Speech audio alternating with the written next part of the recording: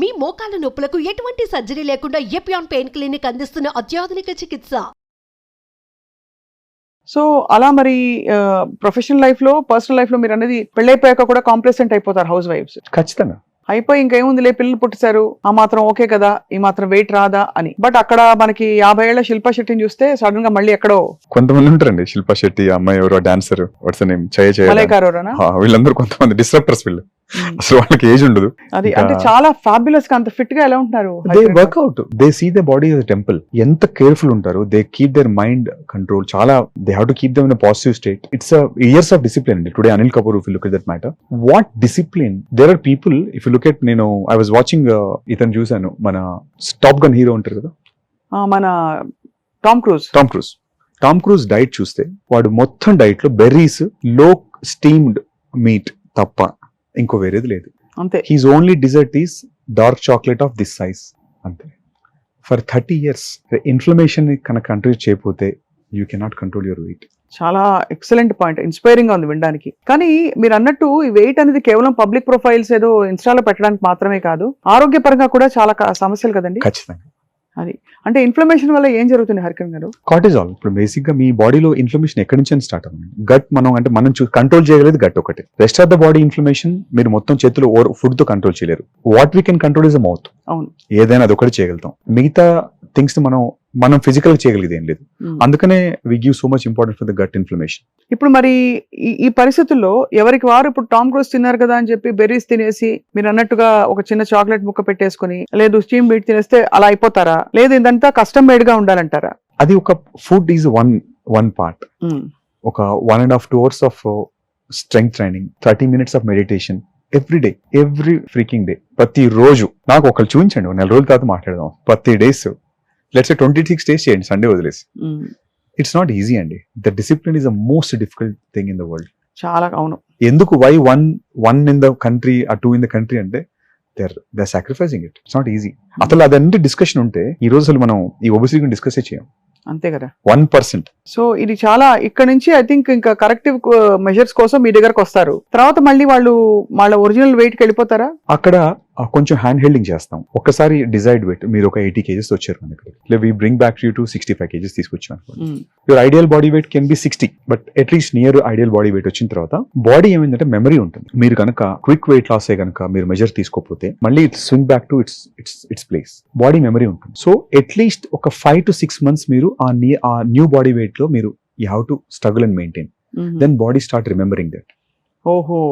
This 6 months మీరు దాని మీద వెయిట్ చేయాలి. సో దాంట్లో మీరు ఫుడ్ తో చేస్తారా, సర్టెన్ సప్లిమెంట్స్ తీసుకుంటారా, మీరు మెడికల్ లో ఉంటే మీరు మెడికల్ డాక్టర్ చెప్పినట్టు అందులో కూడా మేము once a month అట్లా ప్రోటోకాల్స్ పెడతాం. కొంచెం వాళ్ళకి కూడా మెయింటైన్ ఎవరైతే చేయరో, క్విక్ డైట్స్, క్రాష్ డైట్ చేసేవాళ్ళు మళ్ళీ క్విక్ గా క్రాష్ గా మళ్ళీ స్వింగ్ అయిపోతారు. It has to be slow and methodical. And ఈ ప్రాసెస్ లో ఆబ్వియస్లీ ఏజింగ్ చాలా పెద్ద సమస్య కాబట్టి ఈ రోజుల్లో మళ్ళీ యాంటీ ఏజింగ్ మెడిసిన్ తో చాలా రివర్స్ చేయొచ్చు ఏజింగ్ ని అని అంటున్నారు. నిజంగా ఇంటర్నల్ గా చేయొచ్చా? అసలు ఇప్పుడు anti ageing is only internal anti-aging. ఏదో పైన బోటాక్స్లు ఫిల్లర్లు కాదు.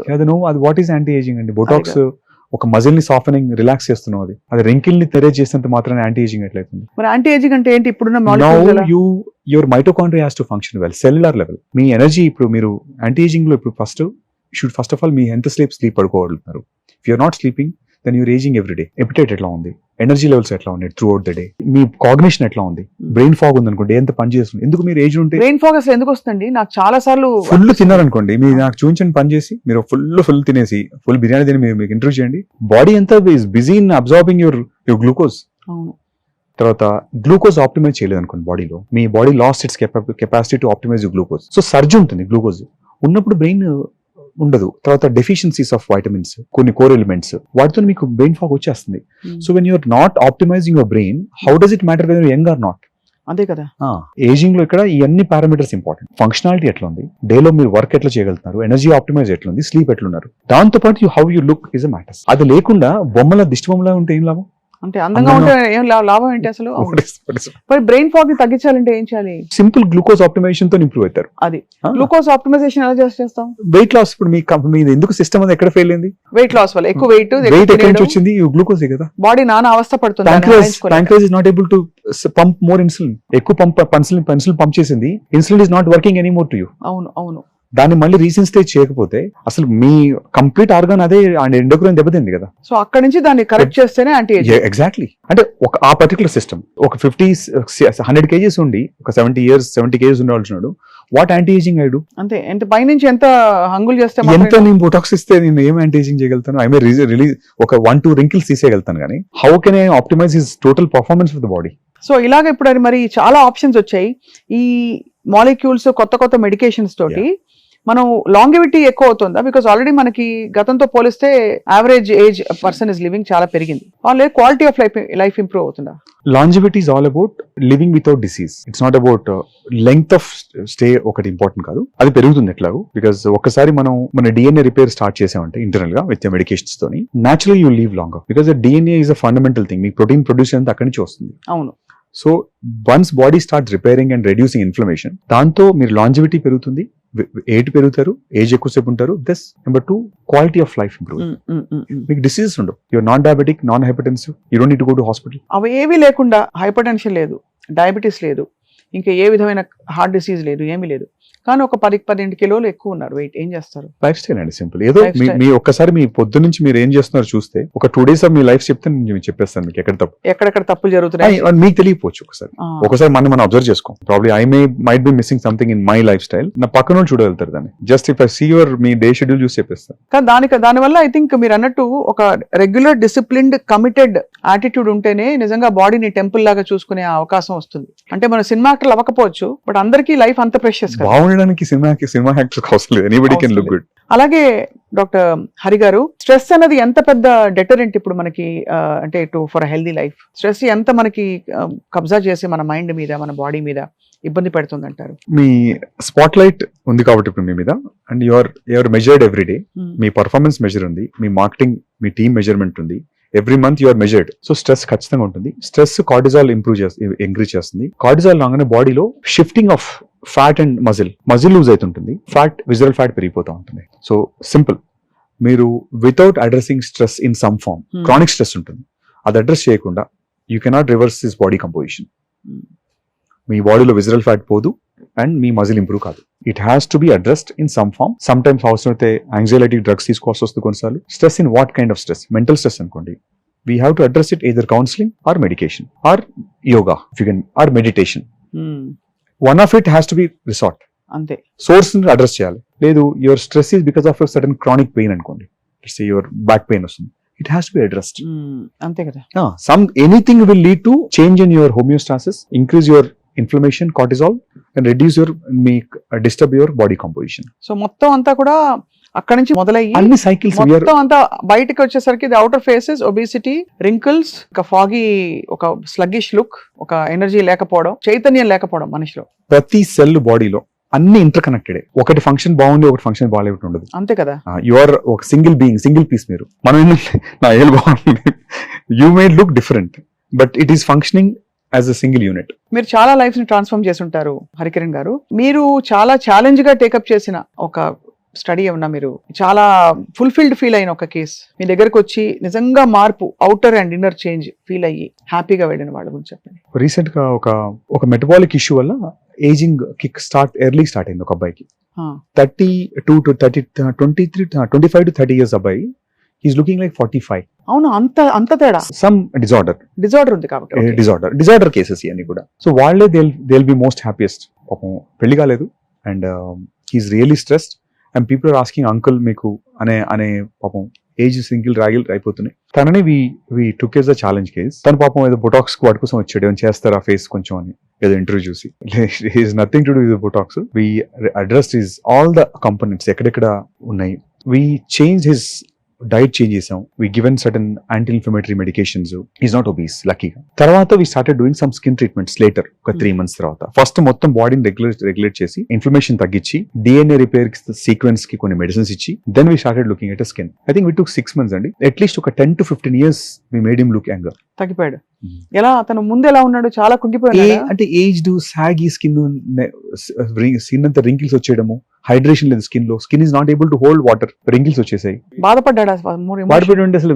No way of surviving for him. బాధపడడం ఏంటి అసలు? పాపం ఈ హెస్ నథింగ్ ఎల్స్, రోజు మాస్క్ పెట్టుకుని తిరుగుతుంటాడు పాపం. వాడు we could able to remove his mask to made him confident. ఇలా ఉంటాయండి, ఇలాంటి చాలా కేసెస్ ఉంటాయి క్లినికల్ కేసెస్ లో. What important thing in life అండి, టు వెయిట్ ని రెగ్యులేట్ చేసుకోవడం కేవలం ఆరోగ్యం కాదు, మానసిక ఆరోగ్యం కూడా చాలా ఇంపార్టెంట్. Very కాబట్టి దానికి కూడా సెల్ఫ్ ఎస్టీమ్ కి ఇది. True. Apart from that, of course మీరు చేసే ప్రొసీజర్స్ అన్ని you do mainly body internal correction తో పాటు ఎక్స్టర్నల్ కూడా చేస్తాం. ఎక్స్టర్నల్ కూడా మీరు కరెక్ట్ చేస్తూ Yeah, తీసుకెళ్తారు. ప్లాస్టిక్ సర్జన్ కాబట్టి మన వర్కే అది అసలు. ఇలా ముక్కులు వంకర పోవడాలు, యాక్సిడెంట్ కేసెస్ కూడా మీరు చేస్తారా? Routine, that's a part. రొటీనా? Rhinoplasties, lip surgeries, breast corrections, body corrections, body reshapings, ఇదంతా part of our. This thing. కానీ ఎక్కడో ఇప్పటికి కూడా కొంచెం ప్లాస్టిక్ సర్జరీ అనగానే కొంచెం డబ్బున్న వాళ్ళ కోసం వ్యానిటీ, ఇది ఏముందిలే, ఆత్మ చైతన్యం నిత్యంగా ఉండిపోతుంది, శరీరం కాదు కదా, ఇవన్నీ చెప్పేవాళ్ళు ఉంటారు. So how do you deal with all that? మరి అట్లా ఒక నిజంగా ఆత్మ అనుకుంటే డైరెక్ట్ గా సన్యాసం ఎర్ర కాషాయం వేసుకుని వెళ్ళిపోవచ్చు, ఇక్కడ అవసరం లేదు ఇంకా. అంటే సమాజంలో ఉంటే ఎప్పుడు అంటే see plastic surgery is no more myth అండి. ఒకప్పుడు ఉండేది అది. It is now the science is evolve. అదే, it is just not a knife or not a needle. Our understanding of the human body is change today. మనం బాడీని molecular లెవెల్లో అర్థం చేసుకోగలుగుతున్నాం. So construction now is starting from your internally and coming to externally. అంతే, external నుంచి ముందే మనం try చేసేవాళ్ళం. Now it's a combination of both. ఇప్పుడు ఇంటర్నల్ నుంచి రీఇంజనీర్ చేసి రీకన్స్ట్రక్ట్ అండ్ చేసి సైమల్టేనియస్ గా బయట నుంచి కూడా చేసి, సో దట్ మనం ఇచ్చిన లుక్ ని మెయింటైన్ చేయగలుగుతారు బాడీ. కొంతమంది యాక్టర్స్ అయితే గుర్తుపట్టలేకపోతున్నాం అండి, అంత మార్పు చూస్తున్నాం వాళ్ళలో. పాజిటివ్ గా నెగిటివ్ గా? ఆబ్వియస్లీ పాజిటివే. అంటే but I think, I don't know, Shilpa Shetty, Aishwarya Rai వీళ్ళందరూ ఎంతవరకు దే యాక్సెస్ ప్లాస్టిక్ సర్జరీ అని. సో మీకు తెలిసినంత వరకు నోస్, అసలు మీరు నోస్ చేయని యాక్టర్స్ అయితే లేదు. అందరూ 90% I would say. ముక్కు 90%. సమ్ కరెక్షన్ ఫండమెంటల్ కదా నోస్. లిప్స్ జనరల్ గా ఆగ్మెంట్ చేసుకుంటారు. Certain amount of breast work ఉంటుంది. పోస్ట్ లాక్టేషన్ కానీ పిల్లలు పుట్టిన తర్వాత కొంచెం మినిమల్ బ్రెస్ట్ వర్క్ ఉంటుంది. సమ్ బాడీ షేపింగ్ కరెక్షన్స్ ఉంటాయి. I think this is kind of normal for any actors అండి. టుడే ఈ రోజు మనకున్న దాంట్లో కూడా చాలా మందిలో ఏదో ఒక సర్జరీ రిక్వైర్మెంట్ ఉంటుంది. అంతే అంతే అంతే అంతే. అంటే they feeling concern about it. వాళ్ళకి అది కన్సర్న్ ఉంటే అంతే. సెల్ఫ్ ఇమేజ్ కదా ఇక్కడ. అంతే కదండి. You are able to accept yourself, nothing is required. And of course hair అయితే ఇంకా చెప్పక్కర్లేదు. 100% ఐ థింక్ హెయిర్ ట్రాన్స్ప్లాంట్ చేసేది మీరు ఒక్కరే అని విన్నాను. చాలా తక్కువ మంది ఉన్నారు. But ya we do. అంటే మన దగ్గర ఏంటంటే we take anywhere in the body to anywhere. Body మొత్తం ఎంటైర్ బాడీలో ఎక్కడ సోర్స్ చూపించినా తీసుకుని you can transplant hair back to scalp. పెరుగుతుందండి నిజంగా? పెరుగుతుంది, బట్ అదే డోనర్ బట్టి, క్వాలిటీ ఆఫ్ ద. నాకు మీరు మంచి క్వాలిటీ ఇస్తే అవుట్కమ్ క్వాలిటీ ఉంటుంది. ఎన్ని అంటే దేవుడు చేసిన బొమ్మలు మనుషులు అంటారు. ఇప్పుడు ప్లాస్టిక్ సర్జన్స్ మళ్ళీ మనుషుల్ని రీఇంజనీర్ చేసి రీకన్స్ట్రక్ట్ చేసి రీస్కల్ప్ట్ చేస్తున్నారు. I mean all kudos to medical technology. ఇందులో రోబోటిక్స్ ఏమైనా వచ్చాయండి ఈ మధ్య? ఇప్పుడు ఇంకా ఈ ఇయర్ ఇప్పుడు అనాలిసిస్ వరకు ఉన్నాయి. అంటే మీ moment we put your picture, it analyse your facial skeleton, ఎట్లా ఫేషియల్ ఏజింగ్ ఎట్లా వస్తుంది, what problems you will be facing అని వచ్చినాయి. ఇప్పుడు నెక్స్ట్ ఈ కమింగ్ 1-2 years లో ఇంకా మోర్ AI బేస్డ్ టెక్నాలజీస్ వస్తున్నాయి అసెస్మెంట్ లో. మీ బ్లడ్ నుంచి మీరు కరెంట్ బయాలజికల్ ఏజ్ ఎట్లా ఉంది, ఇప్పుడు మీ పాస్పోర్ట్ ఏజ్ ఎంత, ఒరిజినల్ మీ సెల్స్ ఏజ్ లో ఉన్నాయి, how can we reverse them, అవన్నీ తెలుసుకోవడానికి మార్గాలు వచ్చేసాయండి. They are available already. So అయితే we are moving towards a very ఇంకా young healthy world. Healthy and young world. Yeah. అంటే నిజంగా వయసు పరంగా 60-70 దాటిపోయినా ఫీలింగ్ అండ్ ఇంటర్నల్ ఫీలింగ్ తో పాటు ఎక్స్టర్నల్ అపియరెన్స్ కూడా మార్చుకోవచ్చు. 30-40 దాకా మార్చుకునే అవకాశాలు వెసులుబాటు మీలాంటి నిపుణులు, ఎక్స్పర్ట్స్ క్రియేట్ చేస్తున్నారు. గ్రేట్ అండి, వండర్ఫుల్. సుమన్ టీవీ ప్రేక్షకులకి valuable advice, how to keep the skin healthy, body healthy, thoughts healthy, overall గా. హైడ్రేట్, వాటర్ ఎన్ని తాగాలి?